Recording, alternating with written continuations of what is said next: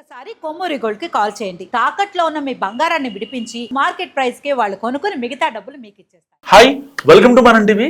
మనం టీవీ ఉన్నది మన కోసం. అరుణాచల్ ప్రదేశ్ లో కార్చిచ్చు అడవులను దహించి వేస్తోంది. దాదాపుగా 9,500 అడుగుల ఎత్తులో వ్యాపించిన మంటలు. వాటిని ఆపడానికి ఇటు ఆర్మీ సిబ్బంది చాలా చాలా పెద్ద ఎత్తున శ్రమిస్తున్నారు.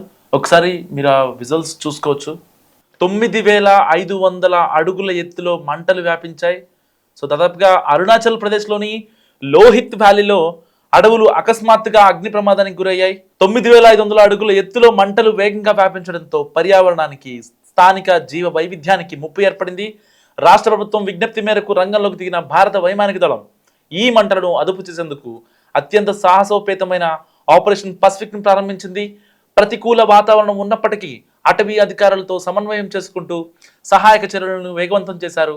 అయితే మంటలను ఆర్పే ప్రక్రియలో భాగంగా ఐఏఎఫ్ తన శక్తివంతమైన MI-17 V5 హెలికాప్టర్లను మోహరించింది. ఈ హెలికాప్టర్లు బాంబీ బకెట్ను సాంకేతికతను ఉపయోగించి ఆకాశం నుండి మంటలపై నీటిని కుమ్మరిస్తున్నాయి. ఇప్పటి వరకు దాదాపుగా 17,000 లీటర్ల నీటిని మంటలు ఎక్కువగా ఉన్న ప్రాంతాల్లో జల్లినట్లు అధికారులు తెలిపారు. లోతైన లోయలు, దట్టమైన అడవులు కావడంతో వీటిని ఖచ్చితమైన ప్రదేశంలో చేయడం పైలట్లకు పెద్ద సవాల్గా మారింది.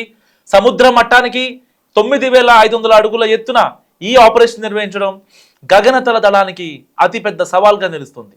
పర్వత ప్రాంతాల్లో వీచే తీవ్రమైన ఈదురుగాలులు, తక్కువ విజిబిలిటీ, హెలికాప్టర్ల కదలికలు ఆటంకం కలిగిస్తున్నాయి.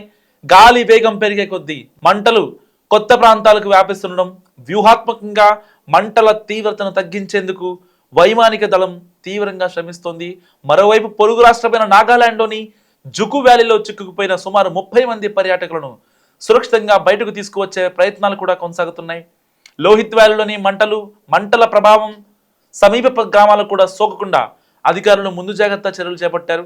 సో అటవీ ప్రాంతానికి సమీపంలో నివసించే ప్రజలను ఇప్పటికే తాత్కాలిక పునరావాస కేంద్రాలకు కూడా తరలించిన పరిస్థితి.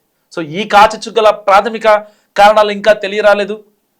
ప్రస్తుతం ప్రాణ నష్టం జరిగినట్లు ఎలాంటి అధికారిక నివేదికలు లేవు, కానీ అటవీ సంపదకు భారీగా నష్టం వాటిల్లింది. సో కేవలం గగనతల నుండే కాకుండా భూమిపై అటవీ శాఖ సిబ్బంది ఫైర్ బ్రేకర్లను ఏర్పాటు చేస్తూ మంటలను ఇతర వైపులకు వ్యాపించకుండా చర్యలు తీసుకుంటున్నారు.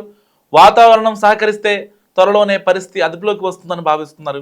సో హిమాలయాల్లో ఆపరేషన్ పసిఫిక్ కొనసాగుతోంది. 9,500 అడుగుల ఎత్తులో కార్చిచ్తో ఎయిర్ ఫోర్స్ పోరాటం చేస్తోంది. అరుణాచల్ ప్రదేశ్లోని లోహిత్ వ్యాలీలో మంటలు చెలరేగాయి. సో ఆ మంటలను ఆర్పేందుకు ఇప్పటిదాకా తాజా సమాచారం మేరకు 20,000 లీటర్ల నీటిని కుమ్మరించినట్లు ఐఏఎఫ్ హెలికాప్టర్లు చెప్తున్నాయి. ఇంకా ఆ 12,000 లీటర్లే కాదు, 15,000 లీటర్లే కాదు, దాదాపు గంటకి పెరిగే అవకాశం ఉంది ఈ యొక్క నీటిని కుమ్మరించే విధానం ప్రకారం. సో నాగాలాండ్లోని జుకు వ్యాలీలో 30 మంది పర్యాటకులు చిక్కుకుపోయారు.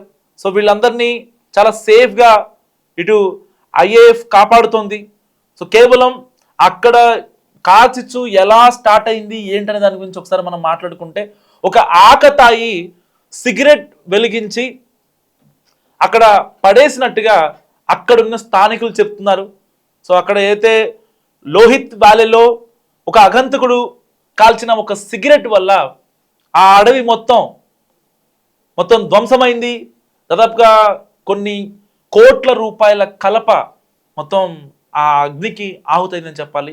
ఎందుకంటే 9,500 మీటర్ల ఎత్తులో ఈ యొక్క మంటలు వ్యాపిస్తున్నాయంటే జస్ట్ ఇమాజిన్ ఎంత హైట్లో ఉంటుందో. ఆ హైట్లోకి ఈ ఐఏఎఫ్ విమానాలు వెళ్ళి ఆ మంటల్ని ఆర్పాలి.